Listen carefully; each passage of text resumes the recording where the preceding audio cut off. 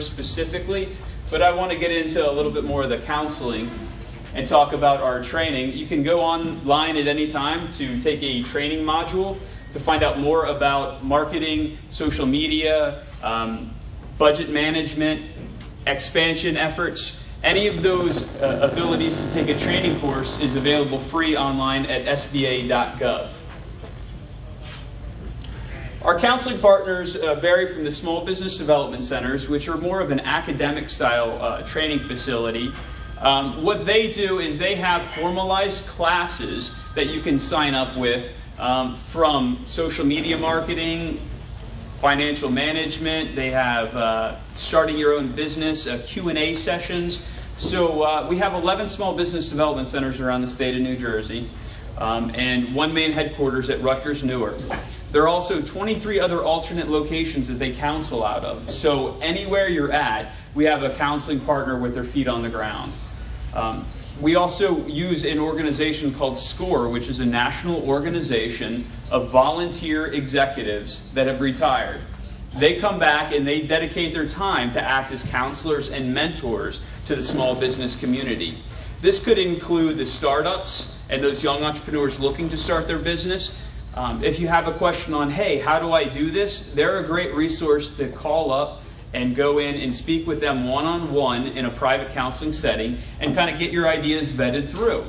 For the existing businesses, they provide a phenomenal resource of experience that you can always reach back into at any stage of your business. If you develop a relationship with SCORE and start working with them, you can bring them in to your board of directors or have a sounding board for business decisions that you make.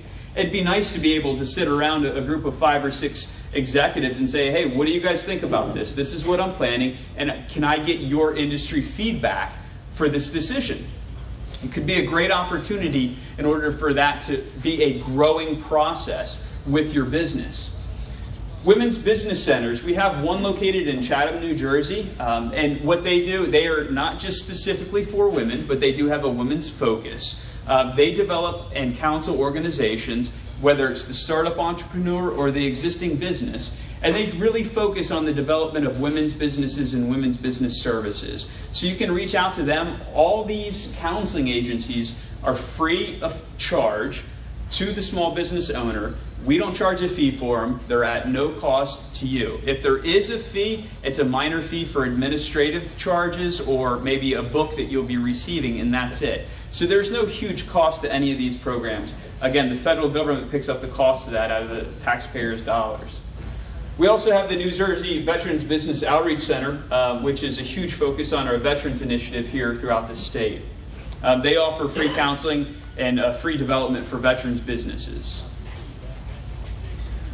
2 great resources that you can also go to. The Business Action Center is the state of New Jersey's red tape cutting agency. It will help you kind of expedite some of these business questions you might have about registering a business online, filing a DBA, or any of the specific business registrations that have to do with the state of New Jersey. We as a federal government agency do not counsel or consult on the state policies. We do reference you over to the state agency so they can assist you in that matter. And of course, our friends at the IRS, we have to make sure we're all paying our taxes at the end of the year and filing everything appropriately. So you can always reach out to them for business assistance. There are IRS people that we work with on a regular basis to update tax laws and to make sure that the business community has all the most current information about the new tax laws, preparation procedures that are coming out each and every year. And we can always bring one of those resource partners out with us in order to educate the small business community. So where's the money at? SBA is known for financing. That's what we mainly do. It's a huge part of our product. It's one of the 3 pillars. SBA financing, though, is not necessarily what you might think. First and foremost, we do not directly lend money to any small businesses. That's not the way we work. We work with lending institutions in order to guarantee those funds. We set the guidelines for the loans and the criteria, and then they're made by our lending partners. Who are the lending partners of the SBA? Your typical banks that you see out on Main Street America. TD Bank, Rom Bank. We have all different banks throughout the United States that are approved SBA lenders. And depending upon how often and how many loans they process, gives them a standard, a lender status, we call it. And it's either a preferred lender or a certified lender or an express lender, depending upon their program. So what we do with these banking communities is we teach them how to use our process, and then we give them the keys. We allow them to make the decisions based upon the applications submitted by the small businesses if that loan is going to be approved. They know our underwriting criteria, they know our acceptance criteria, and they are the ones responsible not only for underwriting that loan, but any discharge or liquidation that would come from that loan.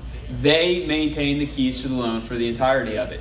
Upon default, if you have a guarantee and you default on that loan, that doesn't mean you're going to walk away free and not pay for it, okay?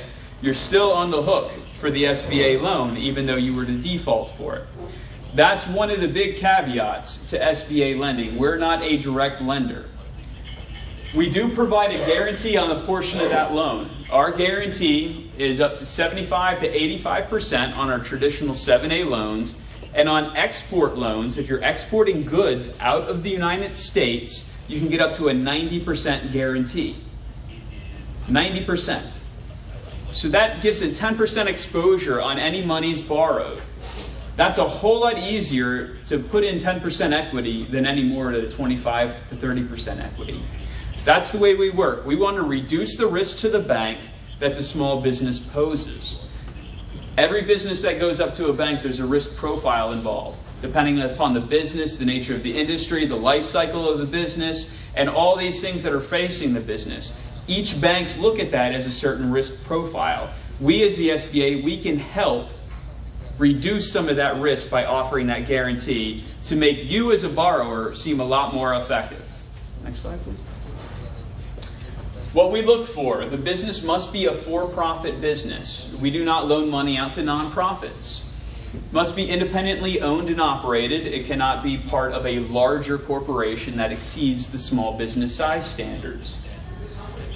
The business must have reasonable owner equity to invest. Reasonable owner equity would be defined as a significant down payment or enough skin in the game to make it tangible that if you were to fail, you don't have just a walk away free and clear. So they want to make sure usually anywhere from 15 to about 30% equity is coming from the owner themselves. That puts a substantial stake in the game for you to be successful. And they want to see that commitment coming from you. Be a U.S. citizen or legal U.S. resident, and meet SBA size standards. For the SBA size standards, we look at a general overall rule of thumb for financing, under 499 employees for the wholesale, and under $7 million in average annual revenue for 3 years for retail. All right, so it's pretty large size standards when you look at it. It's not just a small cup. Ineligible applications, obviously nonprofit organizations, any lending activities. We do not loan money out to payday advance loan organizations. We don't do real estate investment, passive or speculative real estate investment. We don't do pyramid sale plans, and